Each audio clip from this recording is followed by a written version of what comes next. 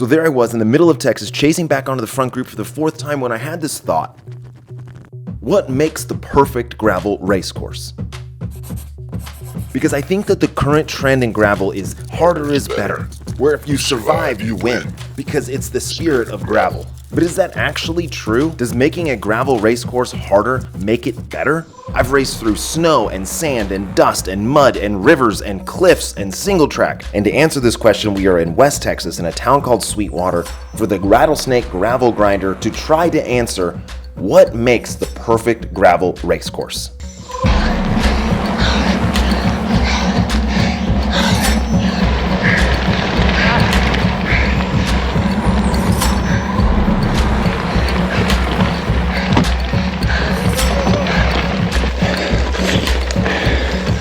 Good job. Hey, EVC here, and today we are in Sweetwater, Texas for the Rattlesnake Gravel Grinder, where I'm going to try to make an argument for that this might be one of the best race courses for racing. Now, we're going to go through a couple different things. I'm going to play out my race. But so, 4 chapters. In this first bit, we're going to go over race course design and why I think this was one of the best race courses. We're going to go over me chasing back onto the front group 4 different times. Chapter 3, we're going to talk about mechanicals because, boy, they suck. And then in Chapter 4, just kind of go over my overall thoughts on the race and, again, how other places could implement this race course design. So let's talk about race courses for a second. So every course needs a thinner, some section on the course to thin out the initial herd. Then you're going to need a selector, something that once the front group goes, that can be selected for. Then you need a neutralizer to allow people to break away or to bridge back up. You definitely need some kind of technical section, right, to thin out the people who can't ride. Then you need the separator, which is at the very end, and that's going to dictate the winner. But you also need terrain variety to allow for different bike setups. I do have a ton of power overlay and speed, and the elevation, it's pretty sweet. It's actually throughout the whole entire video. And so we're going to talk first, though, a little bit about terrain, variety, and bike choice. Because that's a big thing for bike racing, is that when the course is so gnarly, then everyone has to ride a very certain bike. I love when race courses have different variety of terrain so that one person could choose a more aggressive bike, one person could choose a more road bike. So here's my setup. I'm on a full-on ultimate road bike. Okay, I've got a 1-to-1 gear ratio, so 52 to 52. I've got 34s. There's slicks in the middle, little knobbies on the side. I'm running a hydro pack with ketones and tons of carbs. I've got this cool top tube bag that's sort of aero, and this has like all my camera gear and batteries and food. And then I have my front oval ring, so I'm running a 1-by. This was the setup I chose. I pre-rode some of the course, and this is going to have advantages and disadvantages. And this is, again, why I love race courses that are dynamic, because there's going to be a part of this course where this bike rips, and there's going to be a part of this course where this bike doesn't rip. And so that's fun. That's fun to be like, okay, well, what's going to suit me best? And as I'm going to get into this and the course layout, first off, this first little bit is so fast and wide, and there's no pinch points. So that was something, now that I'm looking back on it, actually what made this course so amazing is that I was kind of way in the back. I took off a jacket, and so I was like, I don't know, 300. And if you run into a straight like single track or pinch point within the first mile or two, it causes a lot of chaos. And so here I could move my way up through the pack relatively safe and easy. And so look, the cream's always going to rise to the top no matter how you have it. But this makes it to where everyone's not banging bars and fighting over position immediately in the very first part of the race, because sometimes whatever, you got to pee or you had a small issue. And so this opening bit where it was sort of downhill, a couple little hills, really allowed for the cream to rise to the top, to get to the front. Now, as I'm talking about no pinch points, this is a flashback to BWR Utah, where they had this crazy bridge pinch point, and you can see that everyone was trying to get to this point first. It caused so much chaos, And honestly, for a lot of really good riders, it kind of just ruined their race. And so here in Texas, this wide double lane road that's smooth, it caused for such a great start to the race. And even though it was spicy and people were going, and Mr. Watson took a big flyer off the front, you know, it gave you tactics to use. You could right off the bat try to like get a breakaway, or you could, again, like for me, I took off a jacket so I was way in the back, I could move my way up. You could settle into the race. And when you travel across the country to do a bike race, how dumb is it when you have an issue mile 1 and you're like, cool, guess my race is over. That was stupid. And so the beginning of this was so nice to be able to move freely and sort of get ready for the day. But like I said, we're moving into this first little part, thinning the field, because the field is way too big right now. Okay. And so this course, being, I think, maybe the perfect course for racing, had this thinner right after this first little stretch. And look, you need this. You need a thinner because the variety and verity of fitness right now in this front group is wild. You have national champions, you have pro racers from the UK, you have top dudes, and then you also have Joe, you know, from down the street who rides once a month, right? So there needs to be a way to sort of thin out the field and sort of select that like first front group. And what I was so stoked on was this guy right here. I kind of became homies with him during the ride, actually. He's super cool, Premium Russian, I believe, on Instagram. Anyways, he was a cool dude on the aero bars. But so we're on road. And again, to go back to terrain variety, there's a lot on this course. But I was so stoked that this first initial climb was road, and that's why I chose the bike setup I chose. Because if I went with my gray or my grizzle with the suspension fork and big tires, I would have had a better time later on in the race when the terrain got gnarly, when we hit the technical section. But I don't think I would have ever got there with the first group. So we're coming into this first thinner. I'm on a light bike, pretty much road bike. This is the advantage. I have to use my advantage. But this front group was so spicy. And there's a couple climbers. There's 2 guys here that are, you know, I mean, they're top 30 in the gravel scene right now, maybe even top 10 in the gravel scene. And they're trying to get away. So this causes like real racing where you have the climbers trying to separate themselves from everybody else. And so they're hammering, and they're stoked on this because this is their opportunity to try to get away, and maybe they could solo the whole thing.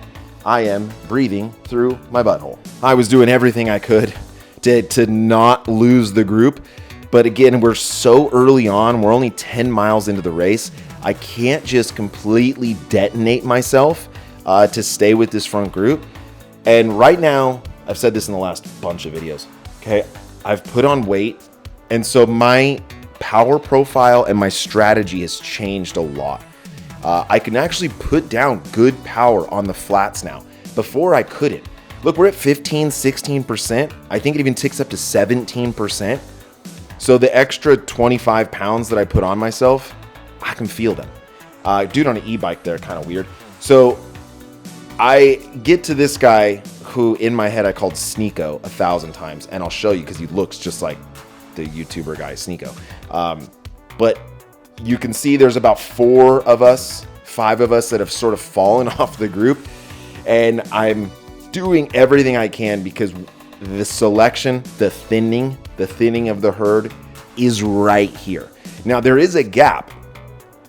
And so like, are we now only second group? Are we not going to be able to get back on? Was this the race? And I hate that. I hate when gravel races are like, okay, well in the first 10 miles is how it's going to set up for the rest of the race. And you can see the front group in the distance, but there are neutralizing sections of this course. This long flat bit where if you got into a group, and so I had to make this second group. If I didn't make this second group, I'm not chasing back on. But now I've got 3, 4 homies to help, and we start motoring. And I was actually really happy with how I felt and my power. I wasn't just sitting on hoping that these guys would take me to glory. I was actually putting down decent power and riding really smooth.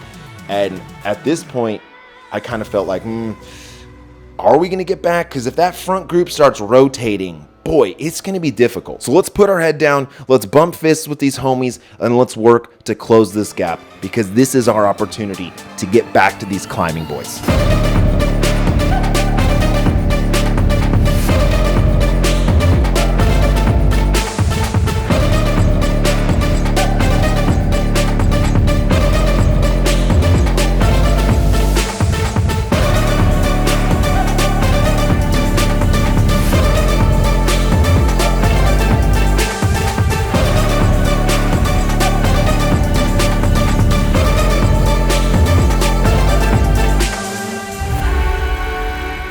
Man, so we had been chasing for a good little while, and we're only 40 minutes into the race. But Mr. Watson, he had actually broken away, took a wrong turn. That dude was out for blood on this race. He definitely helped us bridge. But we had a great group, and then, you know, we don't totally suck right now. That's awesome that we made it back on. But so now, why, again, this might be one of the best race courses for racing is that we're back in the race.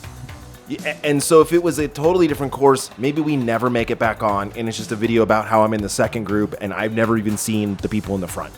So we're all back together, which is awesome.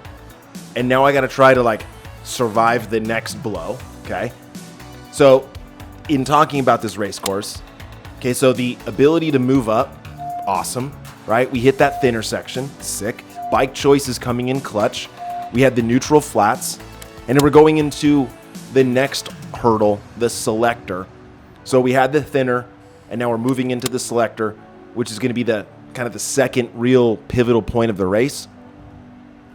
I'm going to kind of let this whole little section play out, because So I love this course because I was able to use my advantages, my bike, my long range power, to overcome and getting over the thinner and bridging back on.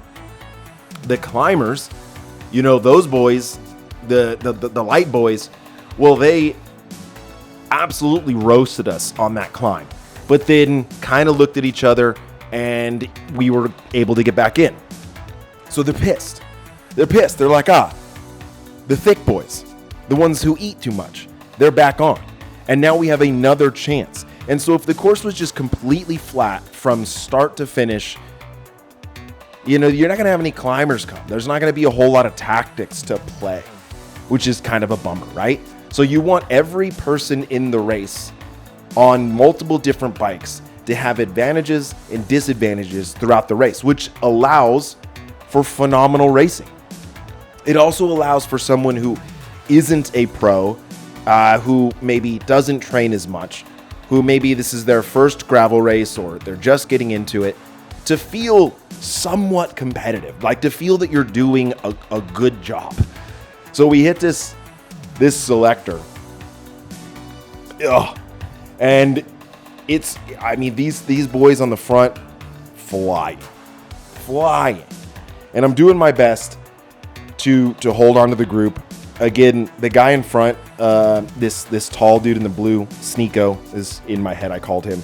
And then also we had Joe Dirt with the mullet. We all kind of had similar power profiles where we were really good on the flats, but didn't just quite have what it was to get over these climbs. Now again, awesome course, because if you could climb, if you were light, if you had that punch, this was your opportunity to try to make something happen. And so we're, you know, getting through this Selector. I am being selected against, right? I'm being selected out of this group. And so it also, depending on how many people you have show up to the race, if you had 150 people in that front group, you need another section to try to stir some stuff up. And so I didn't think this part was long enough to do much damage, but it was. It was a little too steep. And again, the dudes at the front were just lighting it up. If I was to, at this current weight, try to stay in that front group, I would have had to have done 800 watts up this whole climb. I'm just not doing that. So at this point, it's like, again, you know, I look at Joe Dirt again. We suck again. But because this might be one of the best race courses ever, there's now this huge neutralizer section. An opportunity to bridge this gap. If me, Sneeko, and Joe Dirt can make this bridge, we're back in it. And also, because these climber boys are emptying their tank to flick us,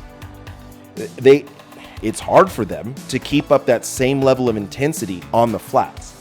And they also, their power profile, even though they are out and out stronger than me in every discipline, because of the course, I have an opportunity to keep playing bicycles longer than the first 10 minutes.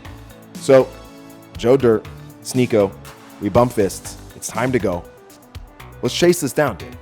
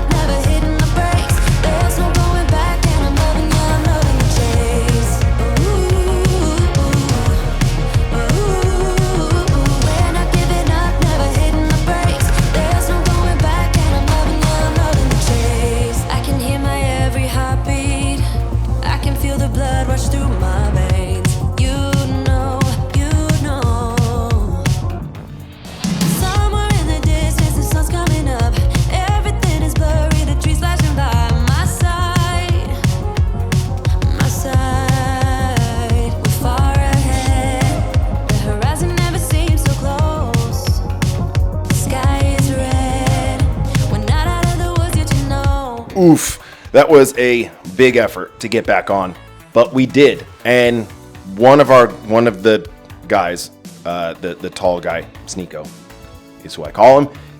He got dislodged, so then it was just me and Joe Dirt were able to make this bridge. Bro, I was putting down some serious power. I was sort of holding my body in a position that's like kind of hard to explain, but really activating my core and sort of pulling the handlebars to me, which was allowing me to just like, I don't know, keep really steady power. I was pumped. But now this is the second time we've chased on, and the group is kind of now like starting to go. I think that they're getting a little bit pissed that they keep letting us get back on. And so now that I've bridged, you know, how hard is it to try to then stay in? So we're trying to stay in.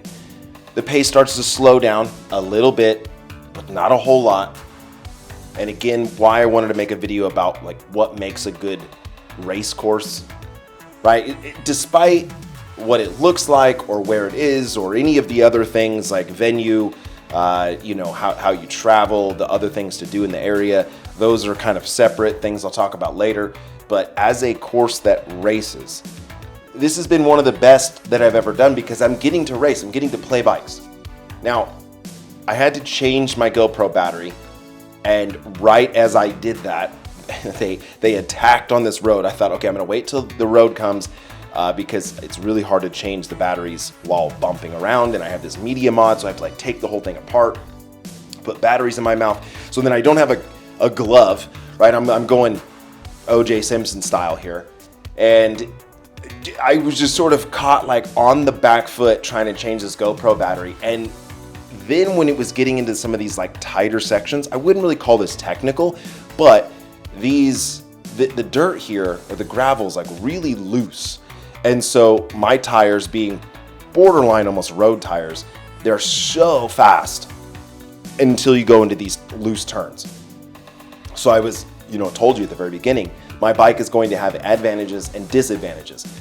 Most of this course, my bike has been at an advantage. Some of this stuff here, though, I got to be really careful I don't wash the front. In some of the pre-rides that I did, I could really feel the front end on this having no traction, like being really, really slippery, but it rolls fast. So one glove, and I'm trying to get back on. I'm giving it everything I can, but the pace kind of just never really slowed down. And so in this little section where it's like neutralized, this is so fun. It's so fun that the people at the front are getting to deploy tactics and race their bike. And then me, who's been kind of on the back foot, it's not just an instant I'm gone, then I'm spit out the back. You can see that I think that in like definitely road racing, dude, if there's a gap like this, bye, you're never getting back on. And so then I kind of get flicked again for the third time. My buddy, my homie, my man in crime, Joe Dirt here. It's going to be now time for us to basically do this again.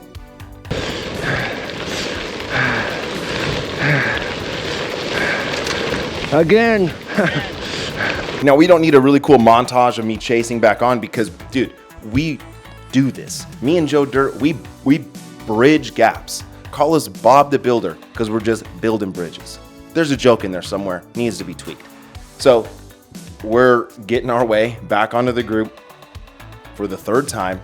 And dude, my power this day was amazing. And I know that I showed this like Arizona vlog, which, I totally got clapped out in those road races. My fitness just wasn't there. I'm gonna talk about a little bit of that in a second. But this all comes from like within a 6-week block. From essentially rock cobbler to 24 hours in Pueblo to the exploring Arizona to then the Arizona Tucson Bicycle Classic to then I drove all the way out here. It was like 26 hours. And by now I've had so much training stress. My legs are coming around. And you just never know how your legs are going to do. I build a really good base. But this year I did things a little bit different. I'm gonna talk about it in a second. But dude, we've made it back on for a third time. Hey, we have 2 gloves on. Bro, that was... all we've been doing is bridging. I just need to recover. Get some food in me, dude. Yeah. So I look at fitness as sort of, you're building a sandcastle, right? And the higher that sand gets, the harder it is to keep adding sand to it. Imagine piling like a pyramid or a cone of sand. You can make a base pretty easily, but as it starts to get higher and higher, it's harder and harder to put sand on top and get it to stay there. And then sometimes you could just have it all completely collapse and fall apart. So I had a great base of fitness. We're trying to build that sand, right? But at any point, sometimes you can have the whole sandcastle like fall apart. That's kind of what happened to me at the Tucson Bicycle Classic, just like 2 weeks before this. But right now, dude, my power is freaking solid. And there was some attacks going, which again, perfect race course that you now have an ability for guys to start trying to attack on the flats. My main man, my side guy, Joe Dirt, it was enough. It was too much for him, right? We had been chasing all day. And I almost right here just said, I'm going to hang back with him. I don't really want to make another bridge. I'm shaking my head like, dude, I can't believe this. But I dug deep and I was like, no, dude, you have the legs. Like sometimes you have the legs to do great things and sometimes you just know it's not there. Dude, I'm there. We've been going for 2 hours. It's 1 hour and 50 and my raw watt average is like 305. Now, I told you in the Arizona vlogs that I think it was the week after this, I ended up doing 340 watts for 3 hours raw. Crazy. I'll do a video about that later. But anyways, feeling good. I'm in the group, chased on 4 times. And let's talk a little bit about how hard, like intensity versus duration. So in the very beginning, you have insane intensity for a very long time. But as the race goes on and the more attacks happen, you start to decrease the amount of intensity and duration of those attacks. This is my sweet spot, when it's not very intense, right? And they don't go for very long. So if I can get here, dude, I can play. I can be relevant. So now we're gonna go into the technical section. Now, I'm not that bad of a bike rider, okay? So I'm looking forward to the technical section. How you doing today, sir? I gotta pee. Okay. Right, no, Well, if you stop, I promise we'll wait for you. What makes a perfect race course is all of these elements added together. So we all start to get in here, and this technical section took out 3 riders from this group from mechanicals. 2 flats, and yours truly has a mechanical. And we're gonna get into this because it's a literal divine intervention of a mechanical. Again, I'm on a road bike, so this is a disadvantage for my bike right now. And I am so confident in my fitness and ability to bridge, because it's all I've been doing, is that I took it a little bit easy because I saw one guy flat immediately. Another guy's gonna flat here. So I'm like, look, I've never flatted in a gravel race ever. So take it easy. Let's just work into it. And then all of a sudden, I don't even know what to say. I have no idea what happened.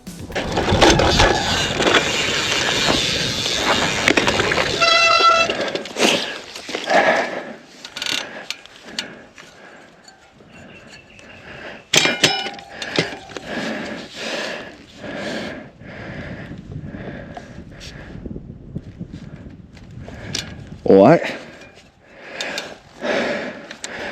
the hell just happened? I have no idea how that just happened. Well, that's my race. No way, dude. I literally don't understand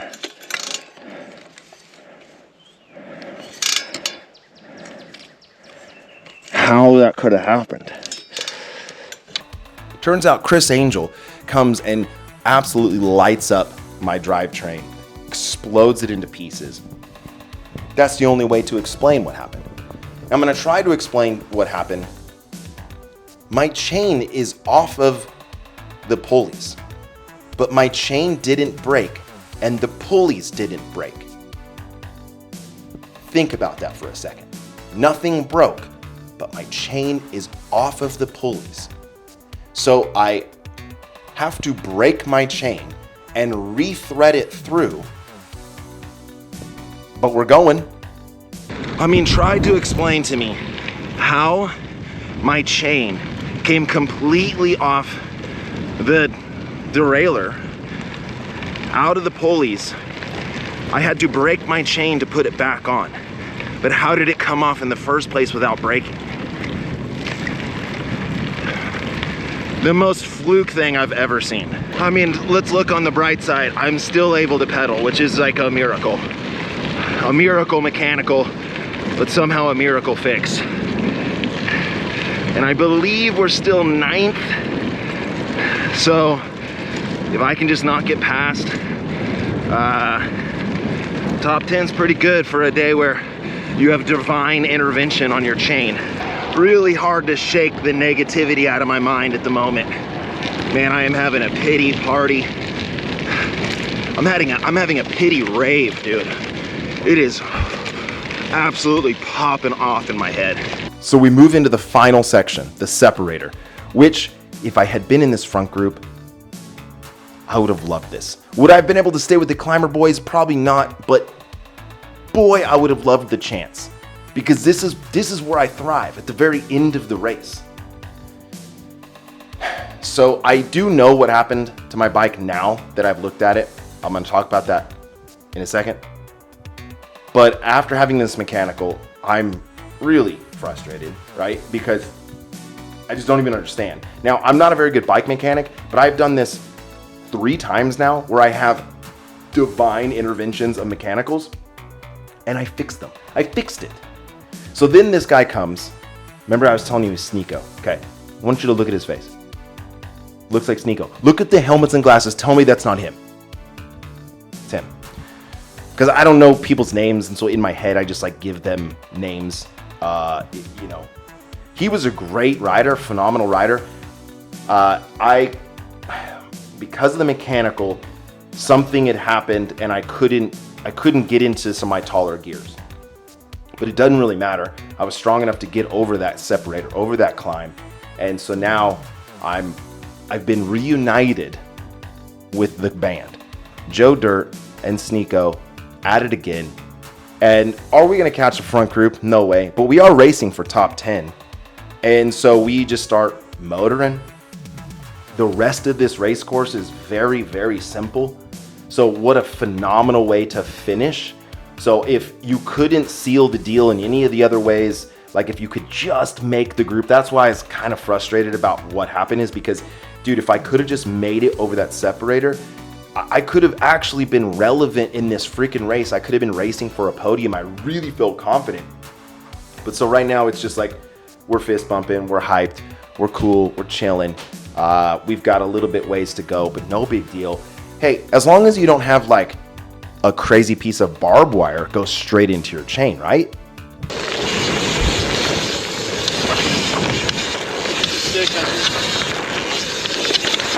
Come on, man. What? Dude.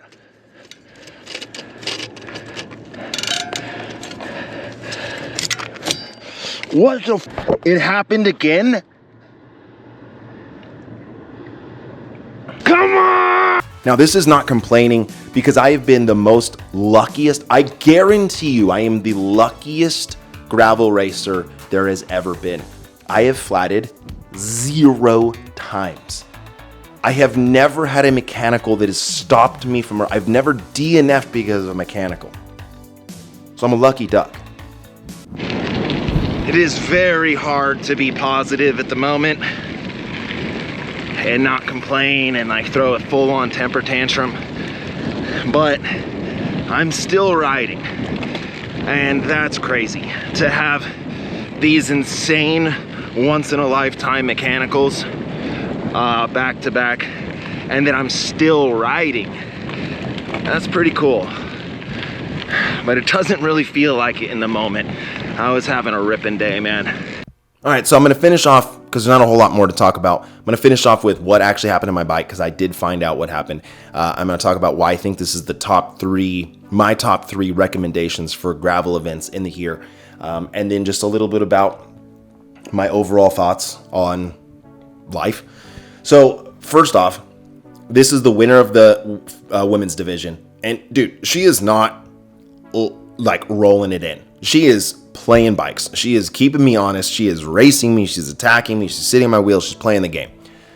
Again, I don't remember her name. I don't know her name. But to me, Joe Dirt's sister, they kind of had the similar kit, sort of a similar style.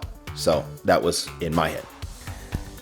But so people are taking vacations around their bike racing experience. This has become so much more of, hey, I'm just going to go do a bike race on Saturday. People get on a plane, fly, drive, whatever. They want the full experience. And so there are some races out there that are either tailored to a very entry-level cyclist or to someone that's absolutely pro.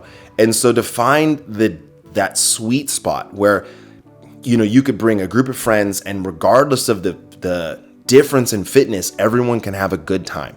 This has got to be one of the best venues that I've ever been to, because the little campground that they had at the start finish was so amazing. You got to camp, they had hookups, I had my RV there, everyone was like in tents or their vans or RVs, and the vibe at the start finish was phenomenal. The Texas hospitality, phenomenal. The town really close by, amazing, had a bunch of stuff.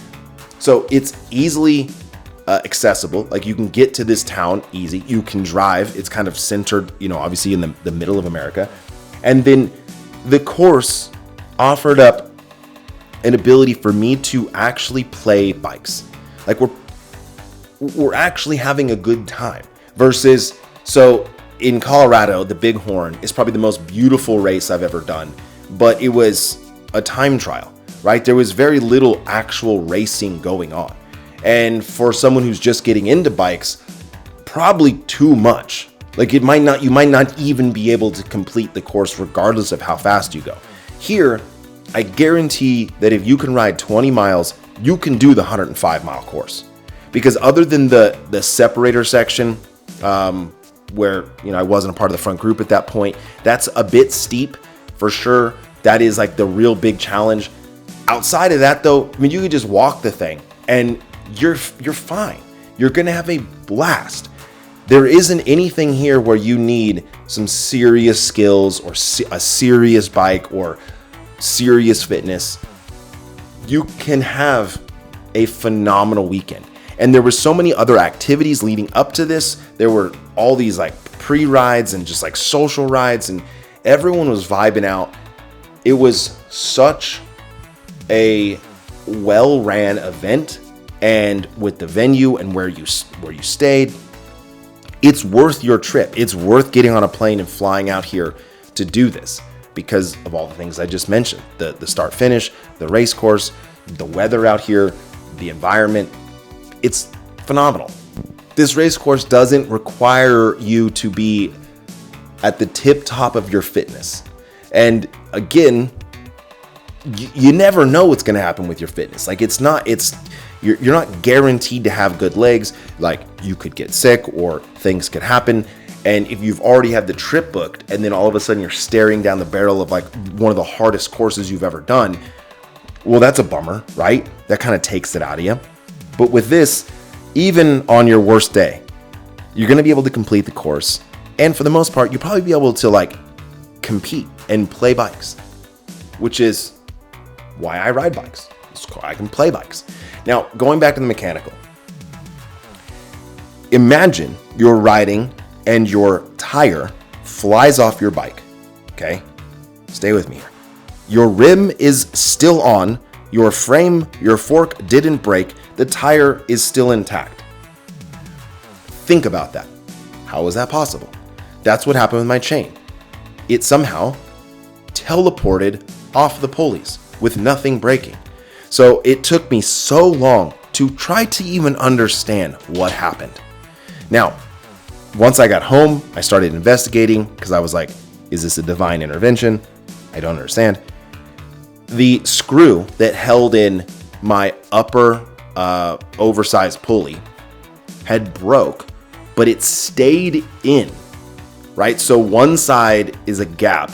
The pulley wheel is attached to only one side of the cage. So my chain, when it popped off, when I went down that rough section, when it popped off, it went around the pulley. Wild.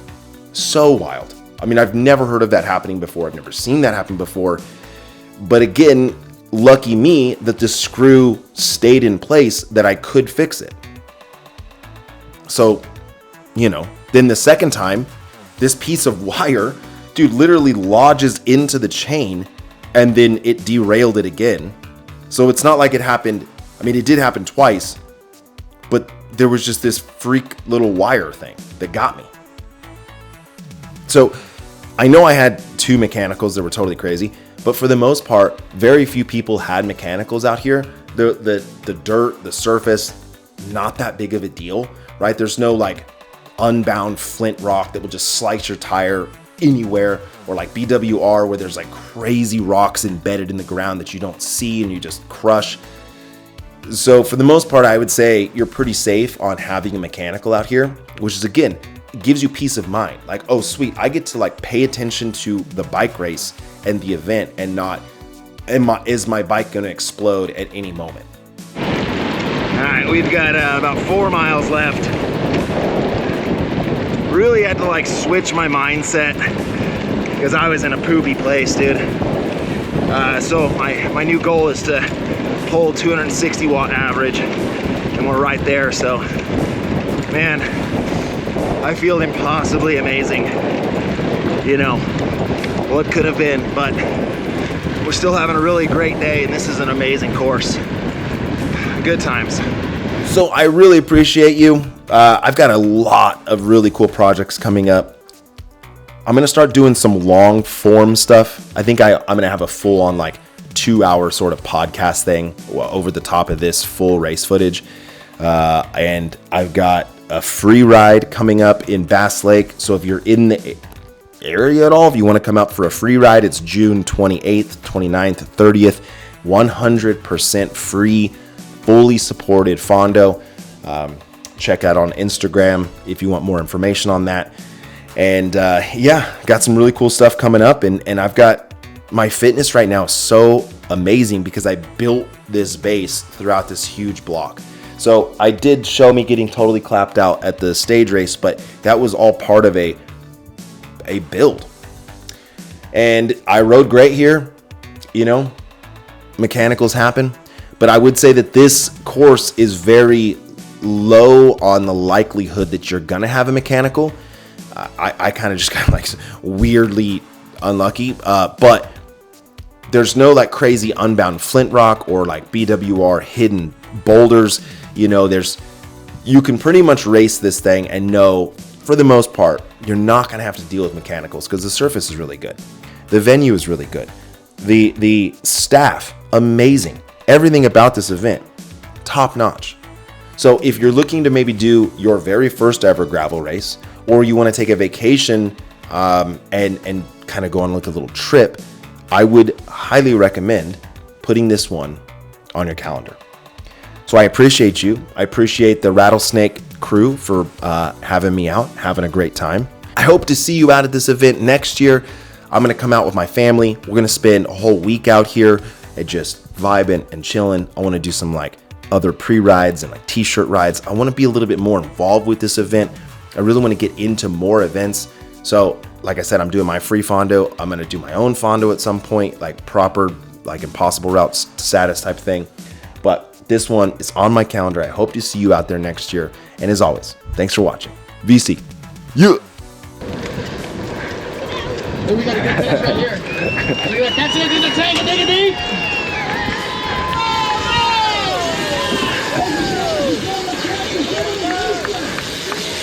Good work. Dude, I've had the most insane luck in a good way in all of my racing career, if you will. I really do think that I've had the best luck out of any gravel racer, period. I've never flatted in anything, any impossible route, any adventure, you know, 4 unbounds, 4 BWRs. Like I've just never ever had mechanicals other than the one mechanical in Texas. So I guess Texas just has it out for me.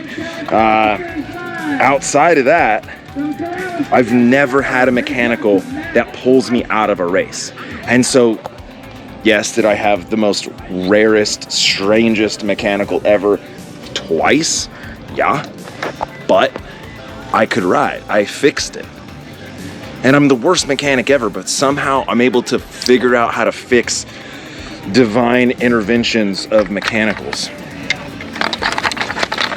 I mean, it's hard to like get out of that mindset because you're just like, dude, I had the best legs rolling. I felt so amazing, dude. And this course was so amazing because you could play, like you could dice it up. And I don't think I would have, because with like what everyone said, I think that probably the best I could have done was maybe 5th or 6th out of that group. That would have been like probably the best I could have done. But I would have loved that, you know. I would have loved a chance at that. Next time.